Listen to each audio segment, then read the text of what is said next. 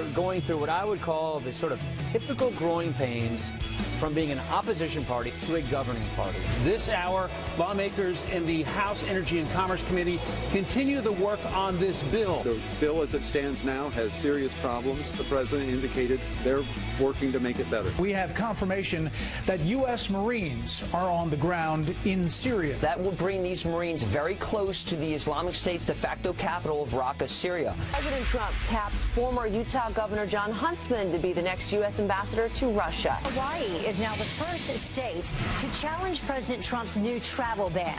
The entire history and culture of Hawaii is based upon non-discrimination. The FBI is on the hunt for a mole inside the CIA. We need to find those people and we need to stop them. They're traitors.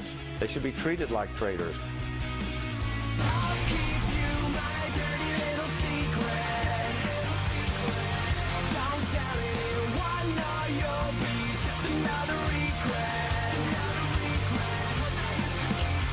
Playing that song because Brian was telling us his dirty little secrets. Right. Brian, enough. I know. You know what? It was wrong for me to do that. What? I apologize. What dirty little secret? I can't tell you. It wouldn't be a dirty little secret anymore. So you two have secrets from me. Right, absolutely. We'll tell you in the next break. Right. 20 years, and that's what I get. Absolutely. No, we're pretty boring. Right. There are no secrets. By the way, the whole first floor of the White House up, the second floor just one room. I think that's pretty significant. That's the kitchen. I hope they're whispering. I think it could be just Donald Trump alone in the House today. I think. Well, You know, he doesn't have any appointments till 10:30, so he could actually play golf. Across the street, though, the lights are all on. The lawmakers have been up all night talking about Obamacare, trying to sort through it and make adjustments and improvements and changes. That's right. This is a Fox News alert. Overnight, House Ways and Means, about 4 o'clock this morning, passed the Republican legislation. They'd been marking it up for 16 hours. That means they were essentially writing the law. Now it's going to go on to the House Budget Committee, where it will vote in the full House shortly, and then it proceeds on to the Senate. And the Senate really is the problem. Keep in mind, there are 52 Republican senators, so that means the president could lose 2. But right now, 8 Republican senators are skeptical, not real crazy about what the House is doing. He needs 51 votes. And there are 52 Republicans. Right, So and it's gonna be then close. Mike Pence could then break the tie. Right, so it's through Ways and Means. It took till 4 in the morning, but through Ways and Means Committee. But, Steve, I don't even think they were working. It was a big delay of game. Now, they were working, excuse me. But the Democrats were just putting things in. They were just throwing things in the way and stopping this whole thing in a big slowdown and an homage to Elizabeth Warren, or that's what Senator Schumer would do. So it gets through. I'm not convinced it yet has the numbers for the House. Because how much play do they have? They have 20. They have about 20 votes in the House. That Freedom Caucus has not been sold yet, and that's why we're going to have bowling next week. Not Eric, but actually bowling. Right. There's going to be pizza and bowling next week at the White House, and there's work in the phones last night, and is the president, and special dinners is the president. So I think it's going to be very tough. The Democrats do not like this repeal and replace plan. So they've been stalling. They were dragging it out all night. Some of the Democrats were saying, we need you to read every single word out loud of this bill, and they did it. So that took a lot of time, and that's why House Ways and Means didn't pass it till 4:15 in the morning. By the way, I did my book on tape. You did your book on tape, right? How long did it It's take? brutal to read 120 pages out loud. It takes a long time. Absolutely. Hey, that's me. Well, then you should have written a children's book, because that's pretty easy. Absolutely. Meanwhile, Paul Ryan, who says, look, this is going to pass the House. I got 218 votes. Don't know where he's coming up with them. Nonetheless, he says what is going on right now is typical when you were the opposition party and now you are the party in charge. Here's what he said last night to Tucker. We are going through what I would call the sort of typical growing pains from being an opposition party fighting Barack Obama and Nancy Pelosi and Harry Reid to a governing party. And now we're translating that legislation, that plan, into a bill. Look, I'm really excited.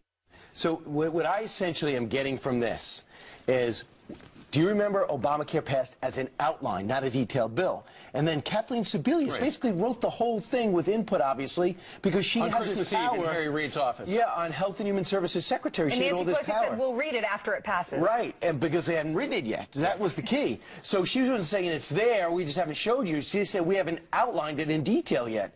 So what Tom Price is saying, and he knows the inside like nobody else, plus a doctor, when he was a congressman, now he's secretary, is I'm going to redo all these provisions, get rid of the ones that didn't work, put the ones in that do work, that have conservative principles. So he has got to go sell that plan not only to us, the American people, he's also got to show the Freedom Caucus and other conservatives, look, I got to pass it this way for legislative purposes because it's got to go to the Senate. It's got to work. It can't be symbolism anymore. And then trust me, when this thing comes to me, I'm going to put in the conservative principles I've been talking about for 7.5 years. Well, we're going to have Tom Price on with us. Also, Senator Rand Paul coming up as well. I have heard that's a nice lineup right there. Two Republicans on different sides of the Obamacare issue. But both seem happy by those They do in those images. I have heard that the White House was actually surprised, maybe shocked is a good word to use, to see that some of the things that Donald Trump ran on for president were not in phase one. They found out when the House showed him the bill, and it's like, hey, where's this part? And then there was some explaining to do. Right. We do understand it'll be in phase two, and Donald Trump tweeted that out 2 days ago. Don't worry, you'll be able to buy insurance across state lines. Don't worry. That's phase three. Tort reform. Yeah, it'll be worked in gradually. Yeah, who knew there were Bottom going line to be is there are three different phases, and hopefully they'll get this all worked out by the time the third phase is here. But the question is, does Donald Trump going to have the flexibility? Is he going to use his negotiating skills to say, hey, Elijah Cummings, I know you want big pharma reined in and medicine prices brought down. I hear you. I'm going to put that in. Hey, I hear what you say, Jim Jordan. I'm going to push Paul Ryan to do that. Or is it going to be just do exactly what I want you to do, and we'll fix it later? Well, he might disagree with some of it. I mean, just because every senator might weigh in and say, I want this, I want this, I want this, or every House member, it doesn't necessarily mean that the president needs to put it in. But he could put, is he going to show any flexibility? Is Paul Ryan going to show flexibility? Here's the thing. Donald Trump would like to have the House and then the Senate pass stuff that he campaigned on.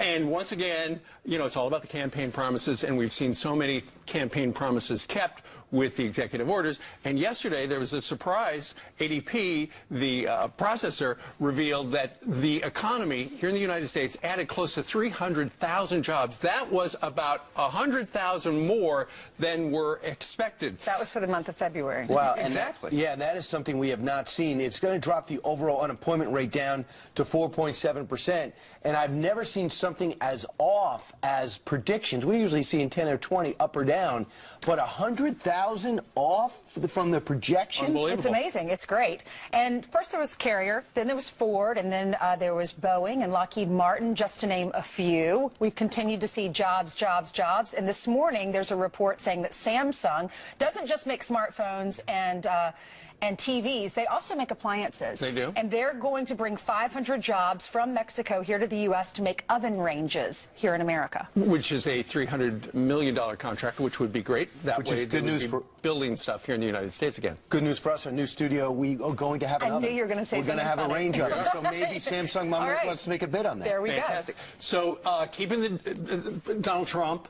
President of the United States, keeping that campaign promise to bring more jobs to the United States. And what about his #1 signature issue when it came to illegal immigration? According to the Secretary of the Department of Homeland Security, in the first month as president, illegal immigration into the United States from our southern border has dropped 40%. Yeah, look at the numbers. January, they apprehended more than 31,000. February, 18,000. 40% down. Is it the rhetoric? Is it the policies? Secretary John Kelly, the general, talked about that last night. Listen to this. In fact, it's a full screen, Steve. Oh, look at that. Because he does not want to talk on camera, but he did type this out. Can we get the typing noises during this? Hold on, I got my keyboard. All right, the drop in apprehension shows, slow down, Steve, change it, they'll know it's not me. There you go. Change in trends. Since the administration's implementation of executive orders to enforce immigration laws, and apprehensions and admissible activity is trending towards the lowest monthly total in the last 5 years. It's all about sending a message. You got to either come here now or don't try it. The word is out. America's enforcing its borders, and as that's the key. Enforcement. Enforcement and deterrence. I was surprised to see the number go down because, to your point, I thought more people would start coming in because they know the wall is going to eventually go up. That was December. They were trying to get in before the inauguration. And finally, speaking of immigration, and we've been talking a lot about refugees, there's a fellow who's been running for mayor. He's been elected 5 times. His name is Christopher Louris up in Rutland, Vermont. And he had a platform. He said, I'm going to bring in 100 more Syrian and Iranian refugees every year to help stir the economy. And as it turns out, the people of Rutland, Vermont did not like that idea. He lost his re-election. And here's the quote. He said, though I wanted to think this was not a referendum on refugee resettlement, I continue to believe, as I've articulated, that Rutland is a microcosm of the national conservation on immigration and refugees. And ultimately, it was not an election on the issues, but an election based on emotions. And if you think of that, that's the micro. In the macro picture, you see the American people voted for Donald Trump in many cases as President of the United States because they were being totally ignored. Refugees resettlement. We're going to be moving manufacturing out. This is the world economy as it is. These jobs are gone forever. And in terms, they go, no, we're voting for the other person. And the election message was sent. Again, this is what this mayor's saying. I totally missed it because you're not checking with the people. You're telling the people what they should want, and they don't want that. Right. Look what happened in the last election. Hillary Clinton campaigned on that. She wanted the refugees. She wanted to help all of these people coming into our country. Didn't want to do the vetting process, at least when she was running. So the people of Rutland, Vermont vetted Which surprises you, doesn't it, Vermont? More of a liberal area. Nonetheless, as the President of the United States gets up today, he's got to feel pretty good because jobs up and illegal immigration down. At some point, these lawmakers need to listen to their constituents, or they're going to continue to lose like this guy did. If you don't mind, I have a source that has some breaking news. We don't mind. It's true. The ambassador to Russia has been named, and it is going to be Governor Jon Huntsman.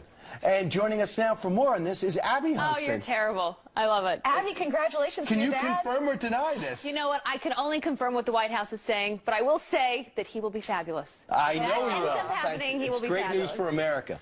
Thank you, Brian. Well, you guys, there's some breaking news we want to get to a Fox News alert. The FBI launching a massive investigation to hunt down the mole who leaked CIA's top secrets. Thousands of agents and contractors will be questioned over the leaks that expose secret hacking programs designed to spy using smartphones and TVs. Now WikiLeaks is warning more documents are on the way, tweeting this. WikiLeaks has released less than 1% of its Vault 7 series in its Part 1 publication yesterday, year 0.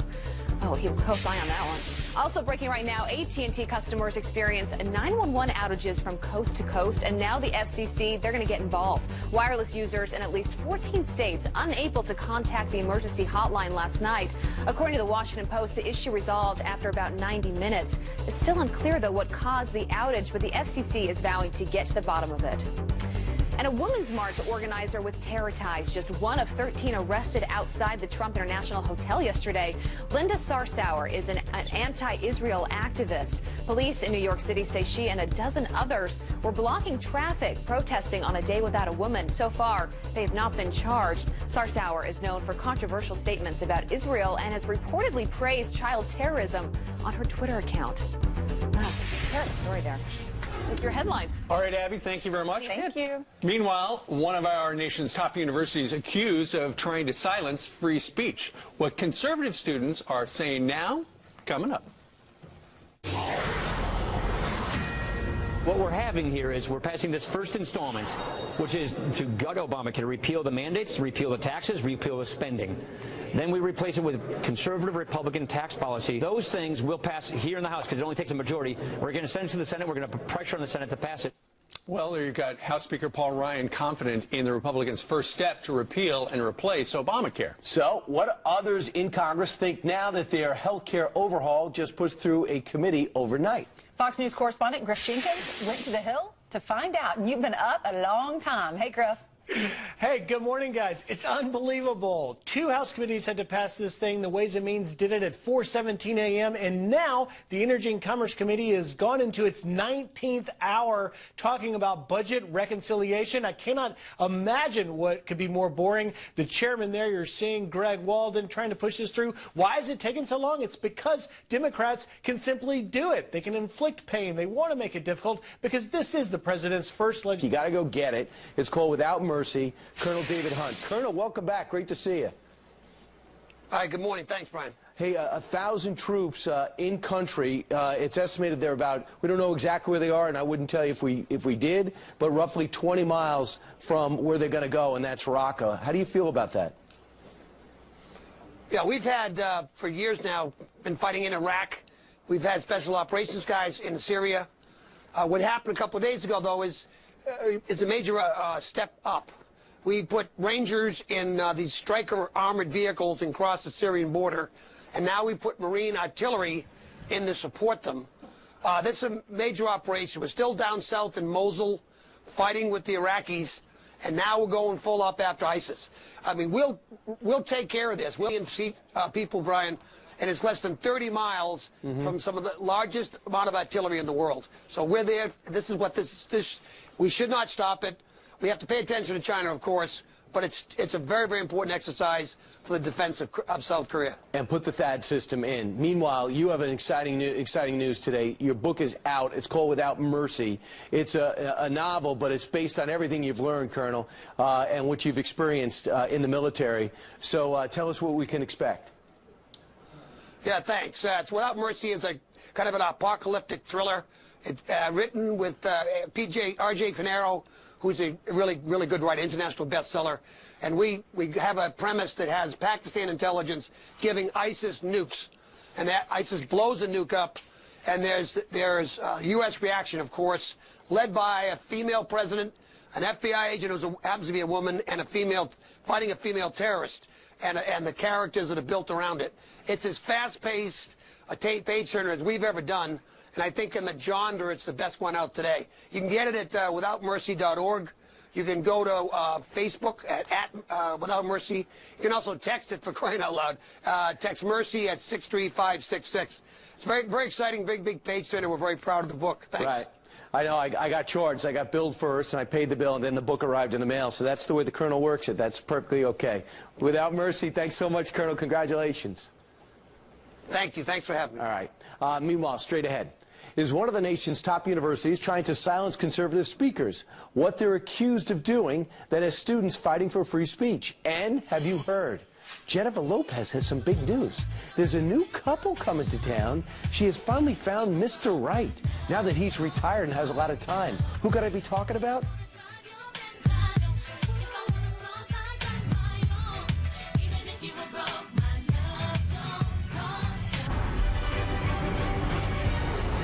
Well, a specialized FBI unit is scrambling at this hour to find the source responsible for leaking nearly 9,000 CIA documents about how they hack into things to WikiLeaks. Security was supposedly tightened even since the Chelsea Manning and the Edward Snowden breach disasters, but cracks keep appearing in the system, as we've seen. You know, in October, firm Snowden was accused of stealing enough classified data to fill nearly 200 laptops. So, who is this new mole? Here to weigh in, Fox News senior judicial analyst Judge Andrew Napolitano. Judge, we don't know specifically who it is, but we know how fervent they are to find out who it is quickly. Well, we do know how fervent they are to find out quickly who it is, but it's too late, because the 9,000 documents that WikiLeaks released yesterday is 1/7 of the trove that's about to come. And the documents really demonstrated what a lot of us have been saying all along, that this that we carry around in our pockets is actually a listening device. And, of course, the modern ones you can't turn off. But we also learned that certain television sets, when you think they're off, they're not really off. Here's a very disturbing thing that I wish the FBI would look at. We learned about a collaboration between Samsung, South Korean electronics manufacturer whose CEO and chair has just been indicted in South Korea for bribery, and MI5, the British intelligence, to allow MI5 to watch Americans in the United States when the television set is off. Wait a minute is right. So what I'm saying is the FBI has a lot of work here. They are not only interested in who the mole is, they're interested in who's spying on Americans unlawfully? Is it the CIA, which is not allowed to spy in the United States?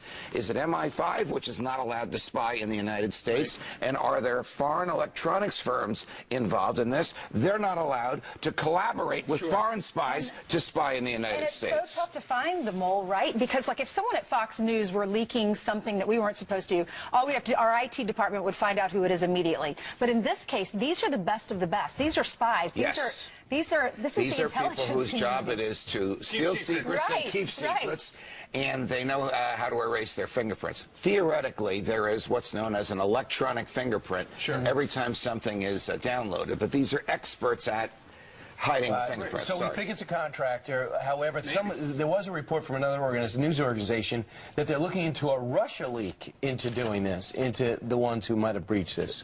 This is, again, why there should be outrage, because we have foreign governments reaching literally into our living rooms. The Russian allegations are just allegations. The MI5 and Samsung, it's demonstrable there in the documents. Is there anything that we can do as a country to prevent the Brits from doing live this? with the Amish. The president live with the Amish, meaning no electricity. Yeah, that's it. The president during the campaign said, "I love WikiLeaks," because they were leaking things about his opponent.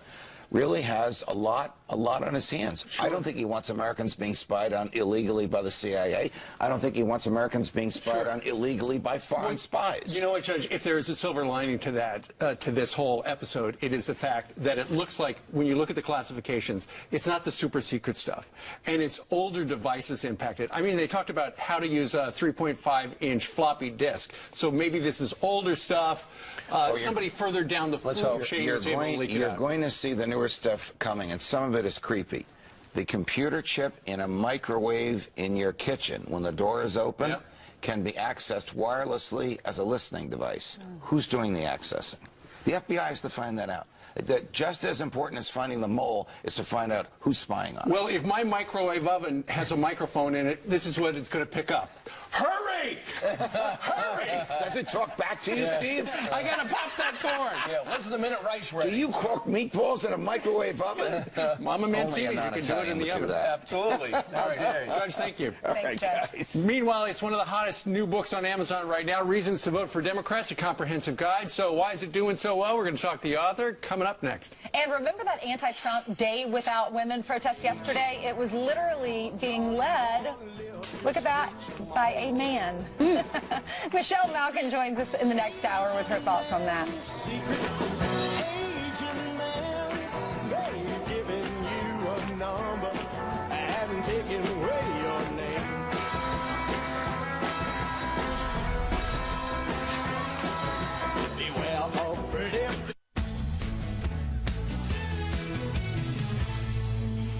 Well, despite losing the election, Democrats are clearly catching the eye of Amazon users. A new book called Reasons to Vote for Democrats, a comprehensive guide, has made it to number 6 on the Amazon bestseller list. And it was only self-published on that site last month. So what makes it so popular today? The author claims the reason is because it's, quote, the most exhaustively researched and coherently argued book on the market. Here to explain why is the author, Michael Knowles. Michael is also a correspondent for the Daily Wire. Hey, Michael, congratulations on the success of this book. Thank you very much. Welcome. And I'm sorry, I have to correct you. I just checked before we went on, and the book is now the number 4 bestseller on Amazon and the number 2 in new releases across Amazon. Well, we've been teasing it all morning, so I think we should get some credit for that. Congratulations. I appreciate it. That's great. The book is called Reasons to Vote for Democrats, a comprehensive guide. Now, when I read your book, it was a very quick read. Why is that?